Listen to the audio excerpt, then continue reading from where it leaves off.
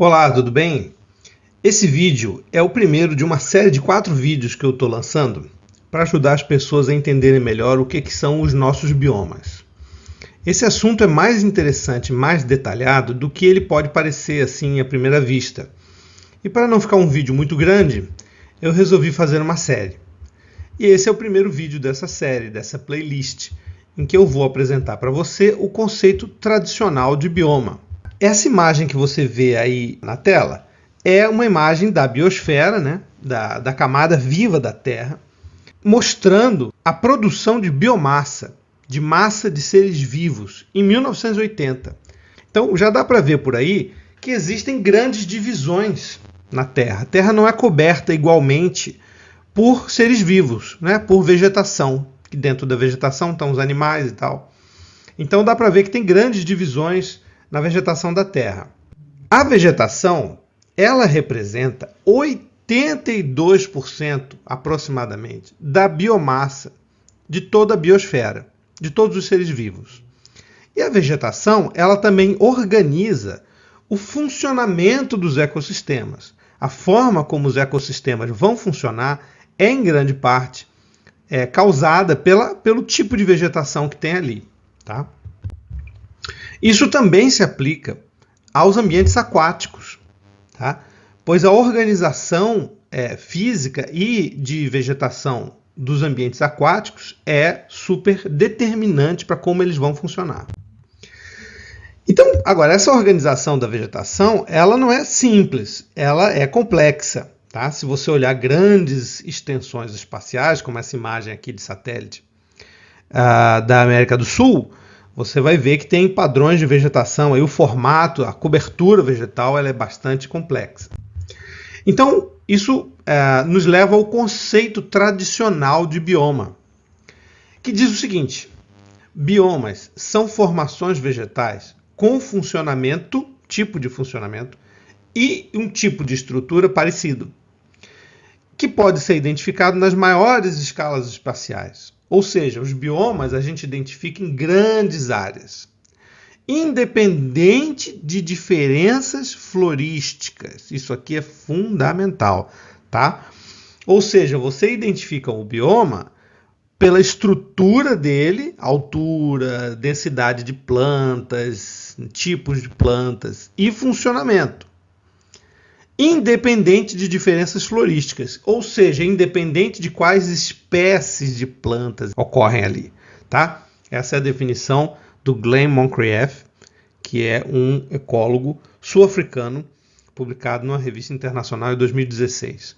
Então, estou adotando essa, que é uma das mais usadas definições de bioma. Um bioma é uma coisa funcional, é um tipo de vegetação, tipos de ecossistema, tá? Que se repetem em grandes escalas, independente dos nomes das árvores e arbustos e plantas que ocorrem ali.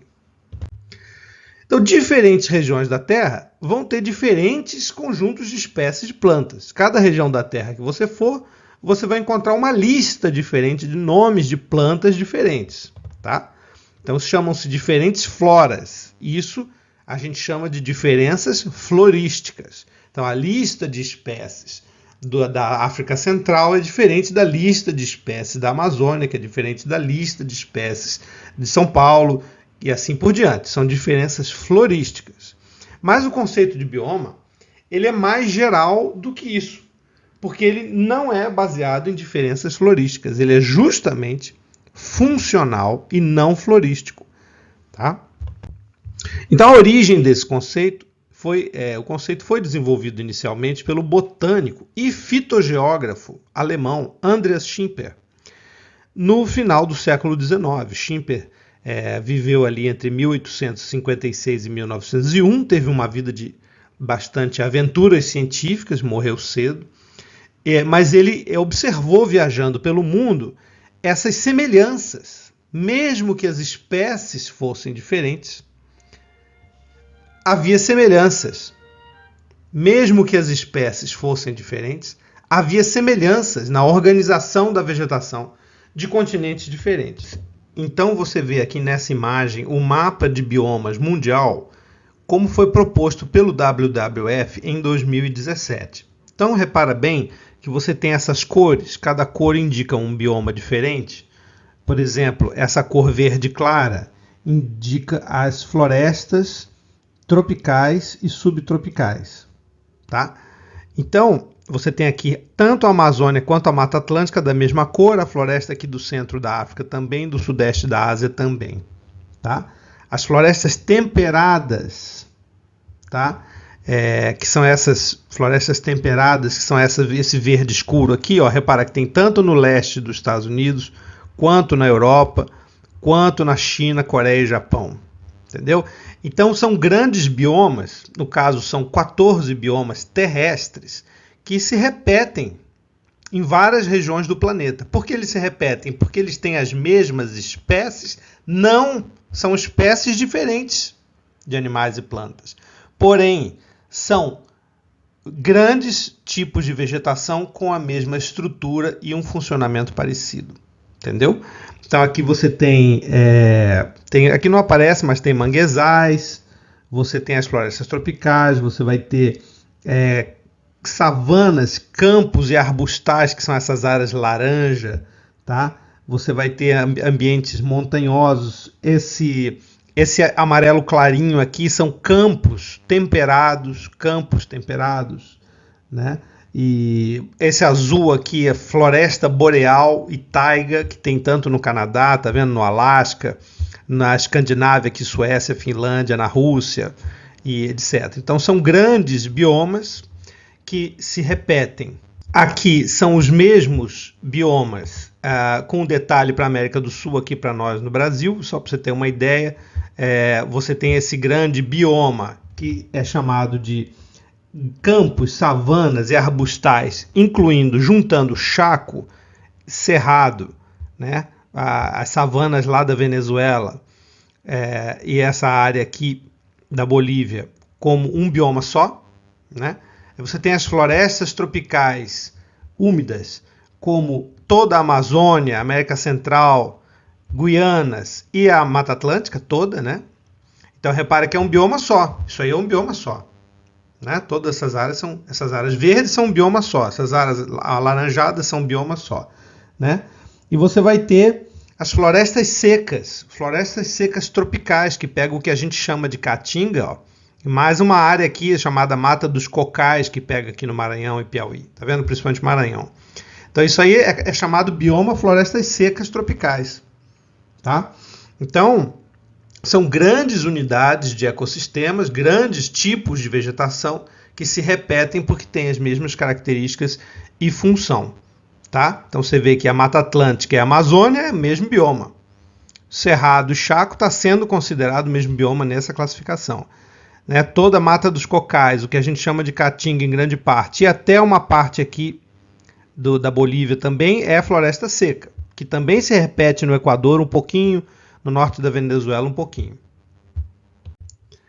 Agora, qual é o raciocínio que está na base desse conceito tradicional de bioma? Que as vegetações parecidas, mesmo em regiões distantes e tendo floras diferentes, como é que pode? Qual é a explicação para você ter uma vegetação parecida na Mata Atlântica e na Amazônia, no sentido de serem duas florestas tropicais chuvosas, úmidas? Por que você tem uma savana na Índia, na África e no Brasil? Né? Por que isso? Seriam basicamente duas coisas, dois processos científicos, ecológicos que causam isso daí. Um chamado filtro ambiental, tá? Ou seja, o clima parecido e um solo parecido filtra espécies parecidas, né? E outro, a própria evolução. A evolução em regiões com clima e solo parecido iria selecionando espécies com estratégias ecológicas e formas de vida também parecidas, gerando então biomas parecidos, vegetações parecidas, tá? O filtro ambiental, quando a gente fala de filtro ambiental, o que a gente quer dizer é que o clima e o solo, eles vão excluindo, impedindo que espécies incapazes de se manter numa área entrem naquela área. A espécie entra e não consegue se estabelecer. Entra e não consegue se estabelecer. Ela foi filtrada pelo clima e pelo solo e pelos outros plantas e animais que ocorrem ali. Então, nessa imagem aqui, o que ela quer dizer é o seguinte: imagina que aqui numa região bem grande você tem 4 espécies. Esses símbolos estão representando 4 espécies diferentes. E aí, à medida que você chega num local específico, essa espécie 4 aqui, bege, ela não conseguiu ocorrer ali. Então ela foi filtrada. Tá? Por exemplo, ela era uma espécie de lugar frio e ela não conseguiu entrar ali, que era uma região mais quente. E aí, quando você vai numa localidade mais específica, essa espécie amarela aqui comprida também não conseguiu entrar. Vamos supor que ela seja uma espécie de lugar muito ensolarado, e aí é um lugar mais nublado, bate menos luz, ela não conseguiu entrar. Então você terminou com 2 espécies aqui, e aí aquela vegetação daquela área fica caracterizada por essas formas, por essas ecologias aqui. E com isso, portanto, o solo, o clima e outros fatores filtram certos perfis de espécies que vão formar aquele bioma. Tá? Também a evolução, como eu disse antes, né? Então, à medida que as espécies vão evoluindo ao longo de milhares e milhões de anos numa área, essa imagem mostra uma árvore evolutiva das plantas todas, né? Que são mais aparentadas.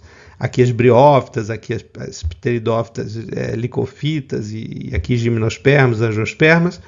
À medida que elas vão evoluindo ao longo de milhões de anos, numa determinada área, o tipo de clima, o tipo de solo vai selecionando e vai evoluindo ali um perfil de espécie adaptado àquele ambiente, e isso se repete em regiões com o mesmo clima parecido, com solo parecido.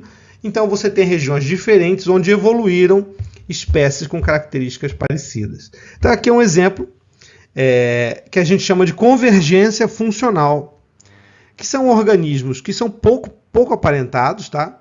Na verdade, evoluíram de maneira separada, são gêneros e famílias diferentes, não são parentes, essas espécies não são parentes próximas, como é o caso da agave americana, que é uma espécie do México, essa aqui à esquerda, e aqui à direita a Aloe ferox, da África do Sul, que é uma outra família, Asphodelácea, e a agave é Asparagácea. Então são 2 famílias botânicas diferentes, não são aparentadas, no entanto, elas são espécies parecidas ecologicamente, morfologicamente, o formato delas é parecido, tem uma ecologia parecida, e elas evoluíram uma forma parecida em climas semelhantes, em ecossistemas semelhantes. Aquele ecossistema e aquele clima selecionou ao longo de milhões de anos plantas que não são aparentadas, mas são parecidas. Isso produz biomas parecidos. Então os biomas são parecidos, mesmo em distâncias tão grandes, porque as espécies são filtradas para entrar ali e também são selecionadas ao longo de milhões de anos para determinados formatos e fisiologia, funcionamento do corpo, que funcione melhor naquele ambiente. Por exemplo, economizando, nesse caso aqui, folhas grossas, que economizam água, que guardam água para a época seca, né? Que duram muito, são resistentes ao calor. Isso evolui repetidamente em diferentes ambientes. Por isso os biomas são funcionalmente parecidos e estruturalmente parecidos em distâncias grandes. Então aqui são outros exemplos de grupos funcionais de plantas, né, que evoluem repetidamente em diferentes biomas distantes entre si. As árvores, né, aqui uma árvore com suas raízes, com todas as suas bactérias ligadas às suas raízes, a copa. Uma árvore já diferente, como uma bananeira, que é uma árvore também, mas não forma madeira.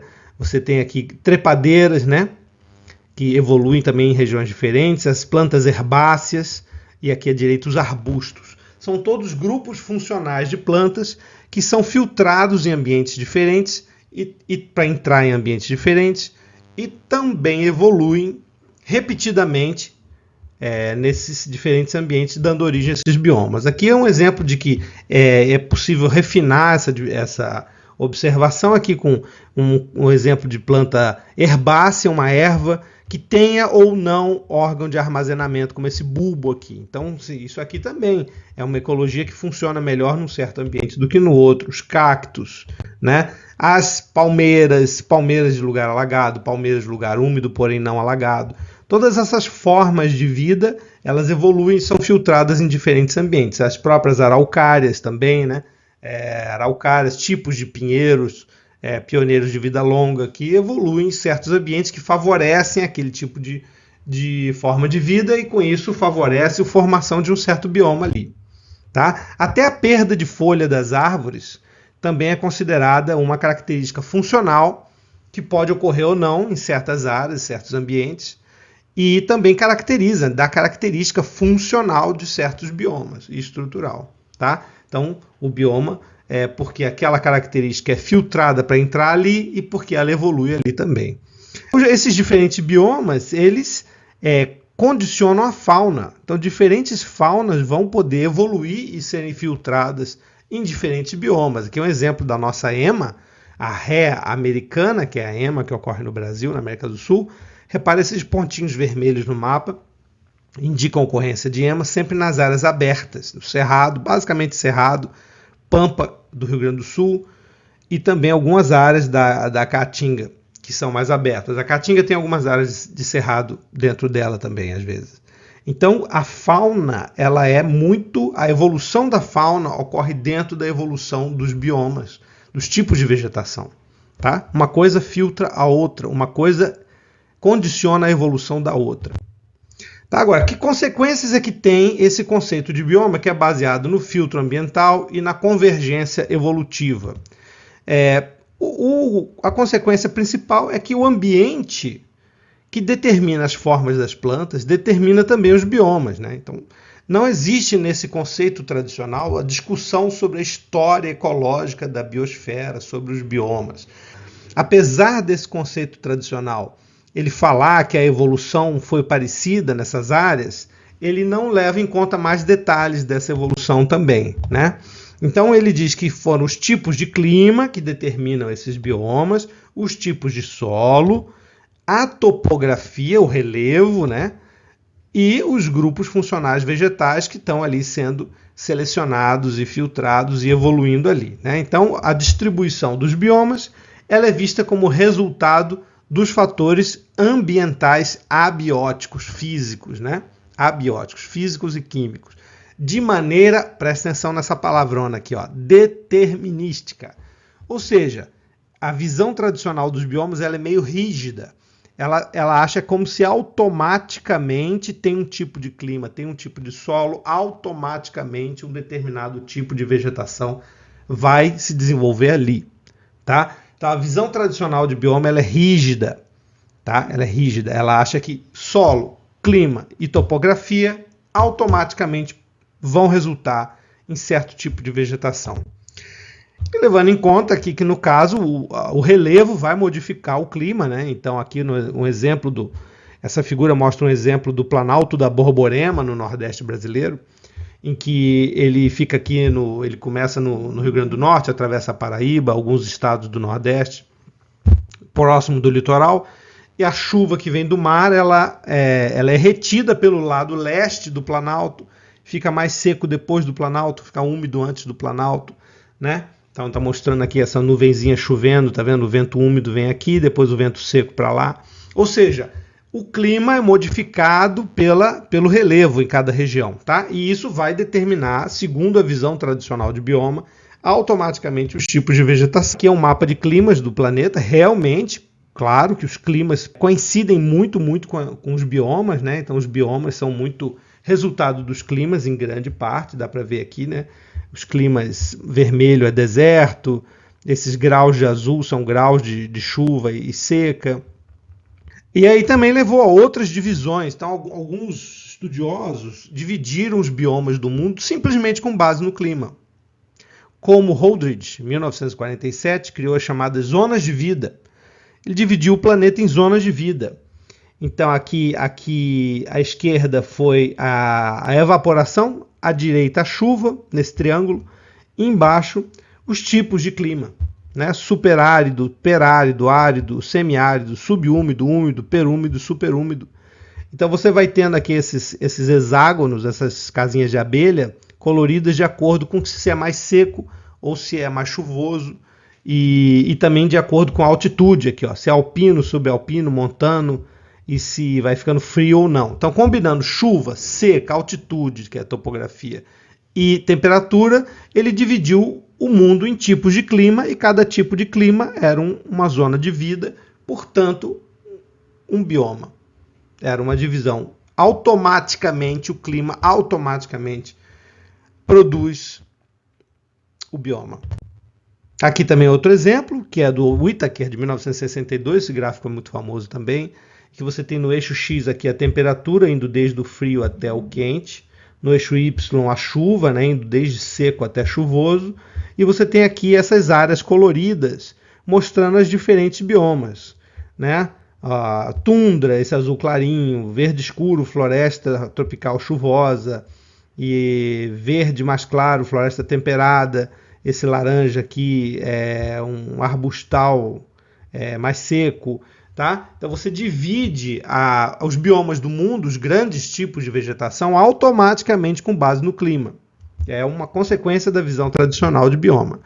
Então esse aqui é um outro exemplo de quantos fatores ambientais diferentes existem ligados ao clima e ao solo dentro de uma região. Esse aqui é o mapa da Caatinga, do que o IBGE chama de bioma Caatinga, né? O domínio biogeográfico da Caatinga. E aqui cada um desse é um determinado fator abiótico, climático ou de solo diferente. Tá? Então você vê que a mesma região tem muitos diferentes padrões de clima e solo. Por isso, segundo o conceito tradicional de Caatinga, isso aí geraria diferentes tipos de bioma, tipos de vegetação dentro de cada região. Tá? Esse trabalho aqui é um trabalho que o meu colega Augusto Silva, que foi meu aluno de doutorado, e eu publicamos ano passado na revista Anais da Academia Brasileira de Ciências. Tá? Quem quiser consultar mais detalhes, tem a referência completa nos comentários do vídeo. Então, nós temos isso. O conceito tradicional de bioma ele é funcional, não é florístico. São tipos de vegetação parecidas, que têm função parecida, estrutura parecida em diferentes regiões do planeta. O mesmo bioma se repete em diferentes regiões do planeta. E com isso, isso é determinado pelo filtro ambiental e pela evolução em cada área, de maneira geral. E você conhecendo clima e solo, você meio que automaticamente já espera encontrar certos tipos de vegetação. A explicação para isso é o clima e o solo que filtram e selecionam ao longo de milhões de anos. Tá bom, pessoal? Esse é o conceito tradicional de bioma. Nos próximos vídeos eu vou falar sobre os avanços no conhecimento dos biomas, que já avançou, esse conceito tradicional. Ele já foi ampliado. Quais são os biomas brasileiros no terceiro vídeo? E os biomas da Terra em geral, o que a ciência reconhece de maneira mais detalhada e avançada hoje em dia. Tá bom? Então é isso aí, obrigado por assistir o vídeo, espero que ele tenha sido útil, um grande abraço e até a próxima.